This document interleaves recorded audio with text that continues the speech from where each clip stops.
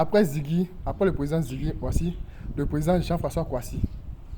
C'est-à-dire quand un jeune Ivoirien a, a la conscience, il prend conscience et puis il lutte pour la population, pour la jeunesse là, il devient un obstacle pour ce gouvernement en place là.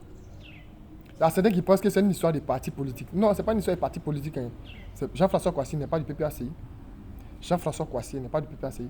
Il lutte pour toute la jeunesse ivoirienne. Que tu sois du PPACI, du RADPO, du FPIO, ou même de la société civile, Jean-François Kouassi lutte pour tout un chacun. Lui-même, il lutte pour qui? Pour les jeunes d'Abobo. Quand ça sur les plateaux, il lutte c'est pour qui? Les jeunes d'Abobo. Mais le fait qu'il dit la vérité, ose dire la vérité pour dire les concours là, eux donnent à leurs parents les concours là, eux ils font ça discrètement là. Voici ça. On le prend, on le défait sans jugement, sans accusation. Vous l'accusez de quoi? On ne sait pas. C'est-à-dire qu'on est dans un état de brigands. Ce sont les brigands qui sont au pouvoir, ce sont les brigands. Parce que là, la loi même est violée carrément. Il n'y a pas de processus. Ils violent le processus de la loi. Normalement, quand quelqu'un commet un délit, on l'interpelle, on lui dit, on l'accuse de quoi?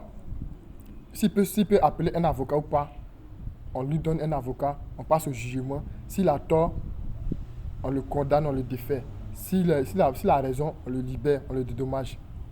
Mais on va en Côte d'Ivoire, il n'y a pas de jugement. C'est-à-dire, tu es chez toi, on vient même, on te prend, c'est comme un enlèvement, on t'enlève. Et puis du jour au lendemain, la tête qu'on t'a déféré. Moi, c'est quelle loi qui dit ça? Dites-nous, c'est écrit dans quelle loi? Parce que ça, je n'arrive pas à comprendre. La Côte d'Ivoire est gouvernée par les brigands. Sérieux?